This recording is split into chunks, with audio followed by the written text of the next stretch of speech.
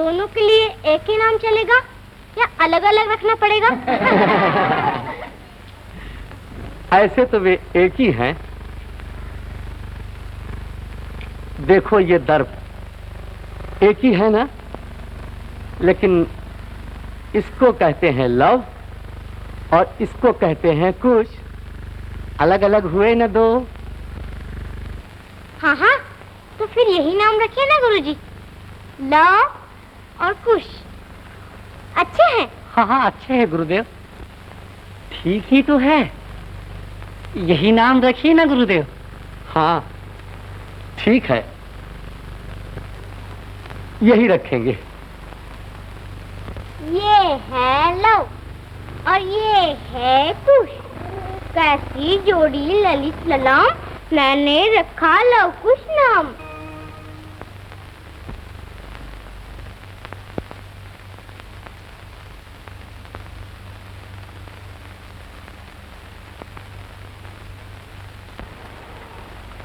सीते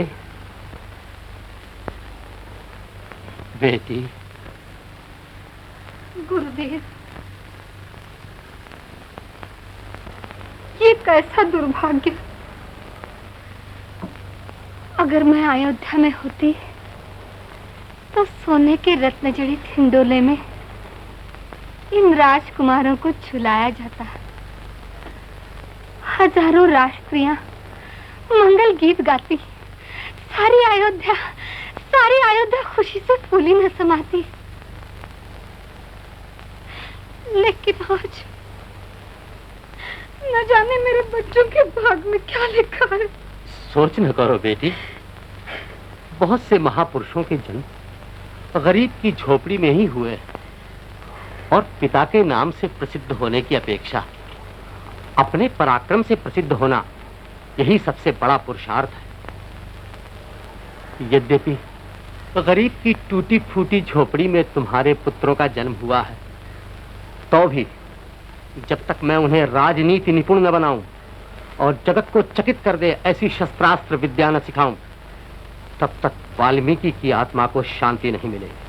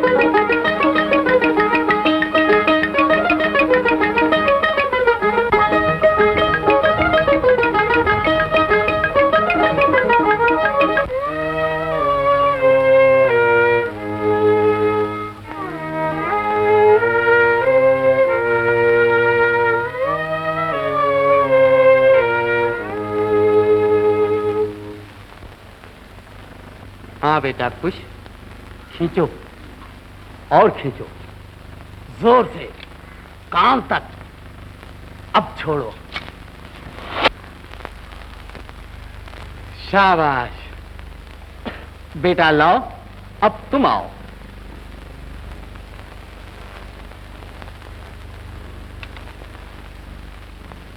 हाँ बेटा खींचो। वाह, छोड़ो। शाबाश। अच्छा चलो, अब राक्षस संहार।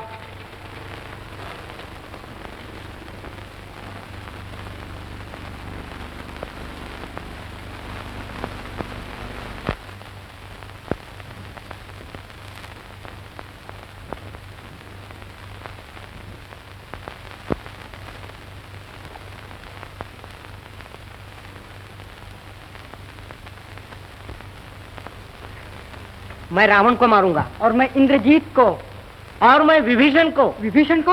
अरे हाँ हाँ विभीषण को, वो भी तो एक राक्षस है ना। अरे वक्र तुम, वो तो राम के परम भक्त हैं। हम रोज रामायण का गान करते हैं, तुमने क्या सुना? सुना होगा, लेकिन ध्यान में किसके रहता है? तब तो तुम वक्र तुम ही नहीं, वक्र बुद्धि भी हो। सुनो तो, ये कुंभकर्ण रह गया ना, सो रहा है, इसे कौन मारेगा? इसको मैं मारूंगा। नहीं नहीं, सोए हुए को मारना ये क्षत्रिय का धर्म नहीं। वासंती, ले जाओ उसे। फिर से ले जाओ? इतना बड़ा बोझ, यही मरने दो। चलो, सब तैयार।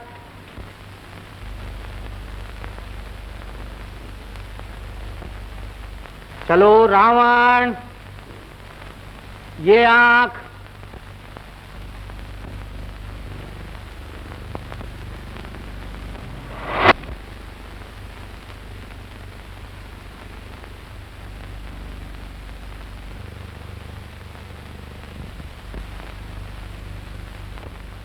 अब इंद्रजीत, ये नाक,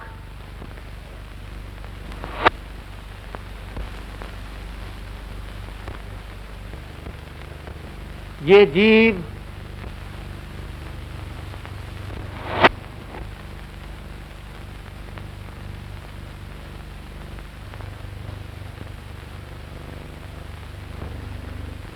अब बाकी के सर उड़ा दो।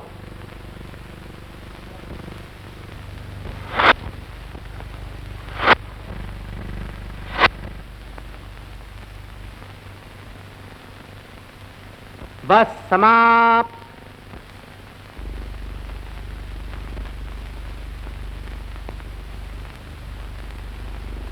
ठहरो ठहरो, वो क्रूज पक्षी।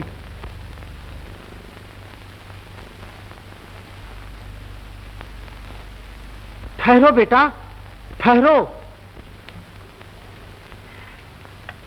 ये क्या कर रहे हो बेटा?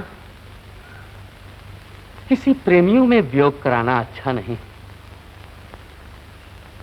ऐसे ही क्रोध के एक जोड़े का करुण दृश्य मैंने देखा था, जिसे देखकर मेरे हृदय में भावना का सागर उमड़ आया और मेरे मुंह से एक छंद निकल पड़ा। उसी छंद पर ही रामायण के काव्य का जन्म हुआ। बेटा, वियोग का दुख बहुत बुरा होता है। तुम भी तो अपने पिता से अच्छा।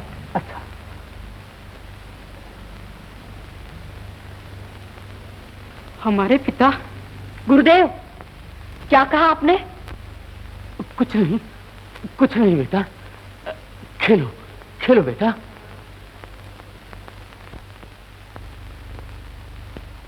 कौन है हमारे पिता?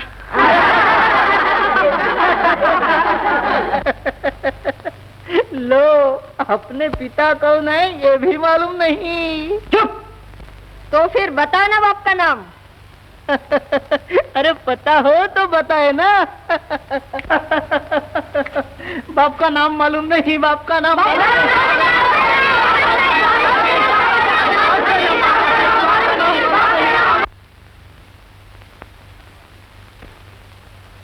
माताजी, माताजी, माताजी, माताजी, माताजी, माताजी।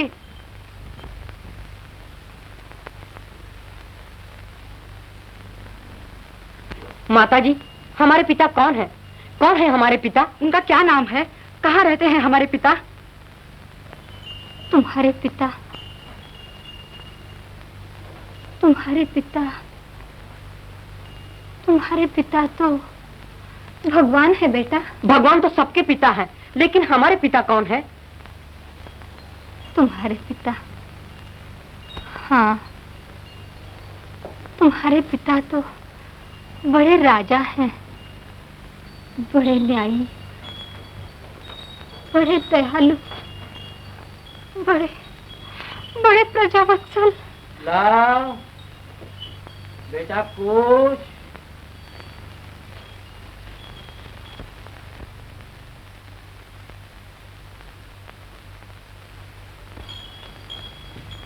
तुम लोग यहाँ क्यों आए?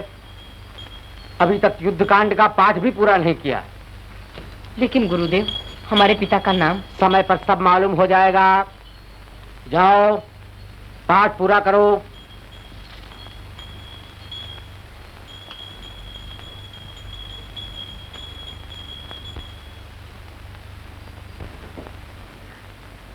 सीते। गुरुदेव, इस बात को हम कहाँ तक छिपाते रहेंगे? कब तक ये दुख सहना पड़ेगा? कब तक ये दुख सहना पड़ेगा? तुमने सच कहा था माँ, आत्मा को शांति नहीं। छोड़ो ये बात। बरसों बीत गए, राज वैभव छोड़ दिया, तापस की तरह कंदमूल खाते हो, जमीन पर सोते हो। कितनी कठिन तपस्या। राम, लोग तुम्हें धीरवीर पुरुष कहते हैं। बड़े बड़े दुश्मनों को तुमने जीता, अपने मन को नहीं जीत सकते बेटा? माँ, मैं कुछ नहीं सुनूंगी। आज तुम्हारा जन्मदिन है, तुम्हें अन्न ग्रहण करना ही पड़ेगा। अच्छा माँ। चित्रलेखा,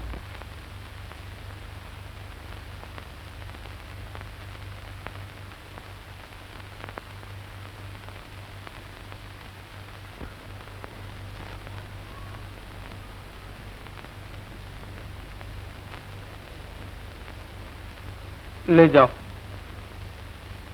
महाराज की जय हो। गुरुदेव पधारे हैं। प्रवेश कराओ।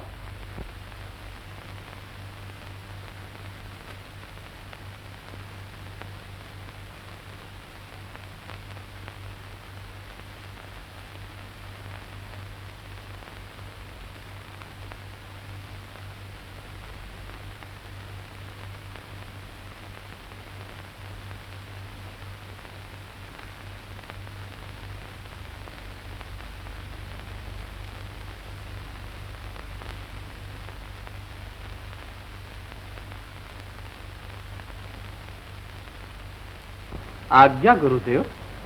आपने क्यों कष्ट किया? प्रजा में सब सुख शांति है ना? तुम्हारे जैसे आदर्श राजा के होते हुए प्रजा को क्या दुख हो सकता है? ऐसी दशा में भी तुम अच्छी तरह प्रजा पालन, प्रजा रंजन और प्रजा सेवा कर रहे। तुम धन्य हो। इसी का नाम राम राज्य है। लेकिन हमें एक ही बात का दुख है कि ये सब करते हुए तुम्हारे आत्मा को शांति नहीं। शांति? इस जन्म में तो शायद नहीं मिलेगी गुरुदेव। जानबूझकर तो मुझसे कोई पाप नहीं हुआ, फिर न मालूम मुझे किस पाप का फल भोगना पड़ रहा है। अविनय की क्षमा करें गुरुदेव। निर्दोष स्त्री के तड़पते हुए हृदय की पुकार पृथ्वी को भी हिला देती है। आज या सीता का त्याग अगर पाप माना जाए तो भी हो लक्ष्मण। हमने जो अश्वमेध यज्ञ की योजना की है उससे सब आपत्ति का निवारण हो जाए। अश्वमेध यज्ञ? हाँ आर्य, इस यज्ञ से आपके आत्मा को शांति मिलेगी। और महाराज, चक्रवर्ती पद पाने से रघुकुल का यशोगान दिगंत में गूंज उठेगा। लेकिन ये कैसे हो सकता है महामंत्री? आप तो जानते हैं किसी भी धर्म कार्य में पत्नी की जरूरत होती है। इसके लिए भी मैंने सोचा है महाराज। क्या? दूसरा विवाह। राजा के लिए दूसरा विवाह शास्त्रोक्त है ना गुरुदेव? दूसरा विवाह? दूसरी पत्नी? ये तुम क्या कह रहे हो महामंत्री? तुम नहीं जानते कि राम के एक ही पत्नी है और एक ही पत्नी रहेगी। मन, वचन और कर्म से राम ने सीता को ही अपनी पत्नी समझा है। अगर पत्नी के बिना ये यज्ञ न होता हो तो मुझे ऐसे यज्ञ की जरूरत नहीं। अगर ये यज्ञ करने से ही आत्मा को शांति मिलती हो तो मुझे ऐसी शांति की भी जरूरत नहीं। सीता की पवित्र स्मृति के लिए मैं कोई भी यातना भोगने को तैयार हूं। राम को चक्रवर्ती पद की कीर्ति भले ही न मिले, लेकिन जगत के सामने राम के एक पत्नी व्रत का आदर्श रहे, यही मेरे लिए सबसे बड़ा यज्ञ है। हा, राम, तुम धन्य हो। हम जानते हैं कि तुम एक वाणी, एक वचन और एक पत्नी व्रतधारी हो। तुम्हारे इस उज्जवल आदर्श को रखते हुए भी ये कार्य हो सके, ऐसा कोई शास्त्रोक्त उपाय हम ढूंढ निकालेंगे। अगर ऐसा कोई उपाय निकल सकता हो तो ये यज्ञ हम जरूर करेंगे गुरुदेव।